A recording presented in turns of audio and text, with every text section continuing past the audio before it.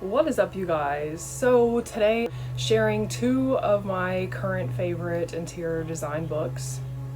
I have had a lot of interior design books, but some have gotten lost throughout the years, some have gotten ruined. But yeah, right now I have two in front of me that I want to talk about. They have such great reference, such great inspiration.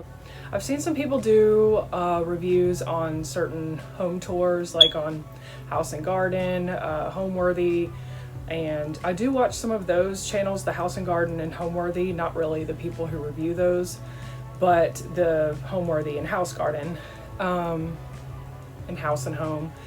But some of those I don't really like the editing style, and I don't know, I feel like the best interiors channel is Quintessence, which is Susanna Salk doing, she hosts it and she goes into all these beautiful homes of some of the best homes throughout the world. And one of them she does go into is Miles Red, is going to be one of the books I'm going to be sharing with you, is his book. So yeah, let's go ahead and just get started. Okay, so yeah, I had to put a little light on because I noticed it was a little bit dark, but anyways, this is the Miles Red book, and it's called The Big Book of Chic, as you can read, I'm assuming. And I've had this book for many years, and Miles Red is one of my favorite all-time designers. I just love his sense of ultimate refinery. He's just so good with like the little details and just pulling it all together. He's maximalist for sure. He pushes and tests the waters and always comes out just absolutely beautiful. So yeah, we're going to like look at this. Just this layered, like you have this messiness on top of the mantle, and that juxtaposed with the ultimate, like, super refined mirror on top of this super beautiful mantle. I just love how he'll test the waters, like I said, and you have this vintage velvet fringed out sofa, this antique chair, and then this super modern art. Like, could be a Mark Rothko, or it's Mark Rothko inspired. And then this abstract here. I just love all of this tension and juxtaposition. I find him to be quite an inspiration.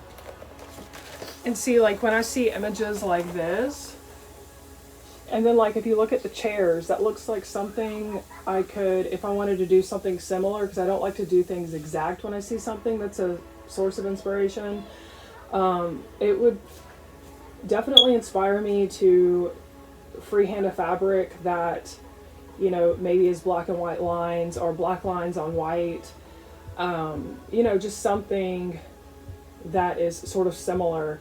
And that could go for doing a wall feature or something, like stuff like that will make light bulbs go off for me. I love like his sense of fantasy and his sense of wonderland, like you're in an escape.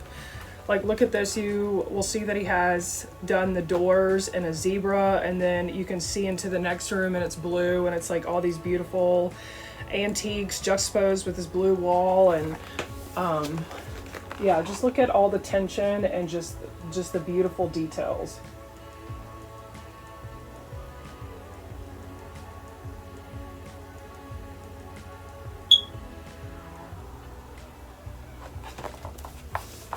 I love how he just puts together such a bold, unexpected room. Like, it's the pieces put together, everything is just so unexpected, it's glamorous.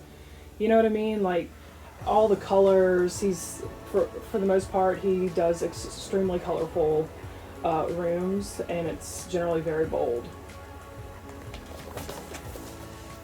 That's the kind of stuff that really inspires me to kick it up a notch for years, you know, like that's the kind of stuff that seeing these type of images and studying these types of designers is what inspires me to go that extra edge or go that extra mile, and get inspired through a lot of the things that they do. Like, I love not seeing a bar cart. I love seeing a piece like a dresser, a vintage dresser or an antique dresser or something that is not the most common to use as a bar. Like, I'm over bar carts. Like, so I love seeing this as a bar setup. That's just so much more unique. Yeah. But look at all the tension, the juxtaposition, the colors, like everything is just pow, you know, like it's so impactful and so dramatic. So yeah, I just wanted to share like a little bit of the images from this book. The only thing I don't like is there is some of his work that is in black and white. And I get it, it just kind of shows that his work is even stunning in black and white.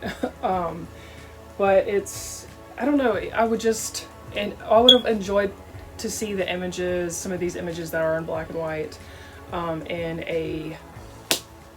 in its true color, you know? But other than that, this book is amazing. Okay, so this one is in terms of, okay, so it's Haute Bohemians or Haute Bohemians, however you want to pronounce it. I guess it's a French word, so it's like haute, but it's just easy to look at it and want to say haute to me, because clearly the way it's spelled. But yeah, this is a little more bohemian, but it still has, considering that first word, it is more refined boho. It's got a lot of the tasteful, elegant antiques, just a lot of that extreme sense of refinery, but with a little bit of messiness or things that are imperfect. So it's like perfectly imperfect or imperfectly perfect, however the saying goes. But that's what I love about this book, is embracing, like, if you don't have, not everything is perfect, and just loving it anyway. Just, yeah, embracing any imperfection, because at the end of the day, it's life.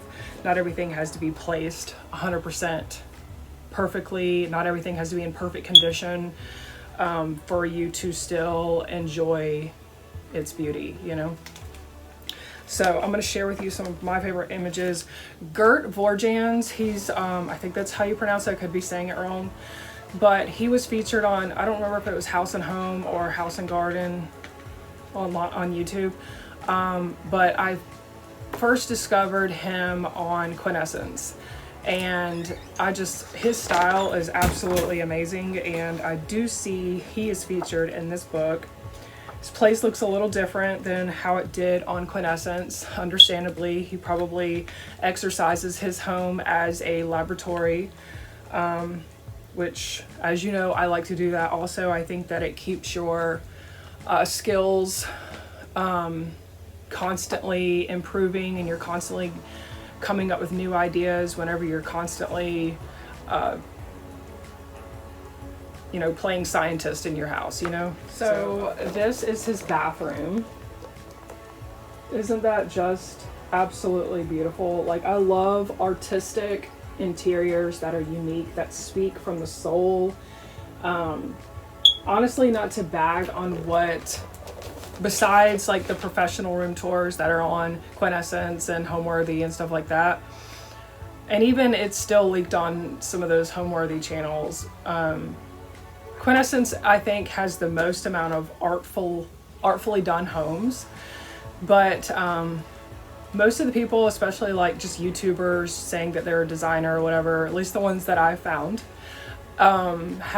it's all very similar. It's pretty generic to me. It doesn't inspire me. So I've stuck to a lot of my old ways of getting inspired since I've gotten into interior design, which was when I was like 20 years old, and right now I'm 35. So I've been kind of doing the same shit. Just, I love books. Sometimes I do Pinterest, but even that's kind of gotten flooded with what's super trendy. But thankfully, like if you find certain artfully done homes, like maximalist homes, beautifully done, on Pinterest, a lot of times the algorithm, it'll shoot out a lot of things that you would also like, so that kind of works in its favor. But yeah, I remember I used to love blogs, and I would read blogs like back in like 2010, 11, or whenever that time period was. But on YouTube is just such a shortage of finding anybody who is an actual artist of the home, you know, like somebody who's like extremely creative. So I don't know, that kind of sucks. But in terms of this platform, it's just a lot of generic shit that I'm just not too inspired by. I've already talked about that, so I guess I shouldn't really go too far into that. But yeah, I mean, like, come on, like, you see the quality of the art, the quality of the detail work, there's the quality of the artistic nature of this home. Like, it shows who this person is. Like, there's so many home tours and stuff, like I said, you see on YouTube, and it's like, you don't know who the fuck this person is. Like, everything is from CB2, it's from World Market, it's from all the mass-produced places. But, like, it just doesn't get any more unique than seeing shit like this. This is the shit that just really, it just sets it all apart, you know? Like, look at the cover.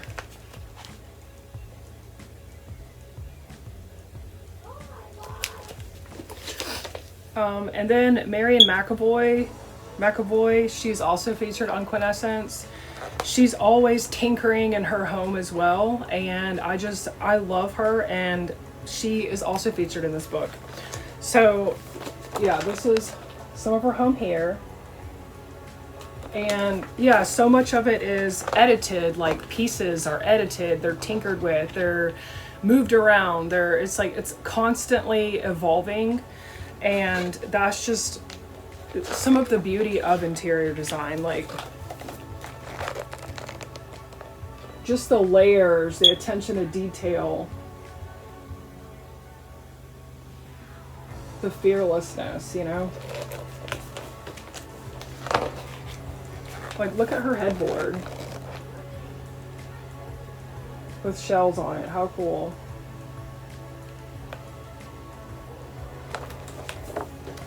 I have been really wanting to do a shell encrusted little end table or something like that. And I started on one, and it's a lot of freaking work. So it'll be a long time or some time before I'm done, and several tubes of E6000. I've always wanted to do a shell encrusted mantle. And with my house and the size that it is, things would have to, you know, if I'm gonna make room for another mantle in my house, I would have to edit things, move things, probably get rid of things, sell things, or certain things in order to accommodate other things that are of a certain size, you know, like that's the nature unless you have like a huge house, you know, because I'm always dreaming up ideas or coming up with new ideas. Like eventually I'd love to redo my room, and you know how I did the mural in my bathroom tour, or it's one of my bathroom tours, it's the one that I just shared yesterday. That wall mural, because the other bathroom right now, it's just got I did the flower wall where it's like the flowers that you put on the wall.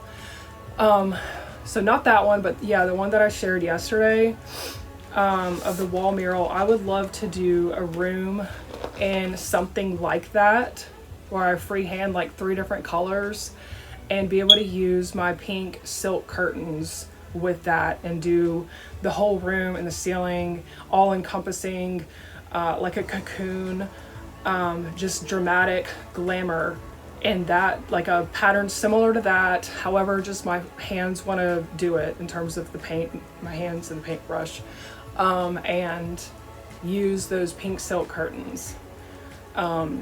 and then have something shell encrusted in that space. Like, I just think that would be so beautiful. So that's, having like little images like that come in my head are things that get me going to like create again. That's why you'll see so many room tours of the same rooms in my house, because I'll like dream up new spaces, and some of it's because I may get inspired by a lot of these beautiful images by some of these amazing designers that I follow, and I study a lot of their work. So whenever you do that, it's like it's feeding creativity, and it keeps my creativity going, and then I'm able to run with my own ideas and just create something completely unique. So it's just crazy how you can get inspired by something, like say this woman's shell bed that I just showed you, and I may see something in my house, and then I can create a whole room that I've just featured a shell encrusted item, and it's like a whole different space. It's a whole different look. It's a whole different thing. But something about her room, and then something about that's in my house, or a couple things that are in my house, have come together, and like a light bulb went off, and then I'm coming up with rooms, you know, like that's just how my brain works. You know, I don't know if you guys want me to do more of these videos where I'm sharing the things that I love, and sharing the things that I'm inspired by when it comes to other designers. Like I love this color pink. Like, look how pretty that is. It's so muted. It's so muted and moody, and I don't know, it's really pretty, isn't it? So I won't make this video too long. A lot of people who say they're designers or whatever they are on YouTube, where they do home reviews and stuff like that, and they just kind of give their opinions on other people's homes. And I could do something like that if you guys request that. That would be something I would totally do. But yeah, so thank you guys for watching, and I will see you guys in the next video.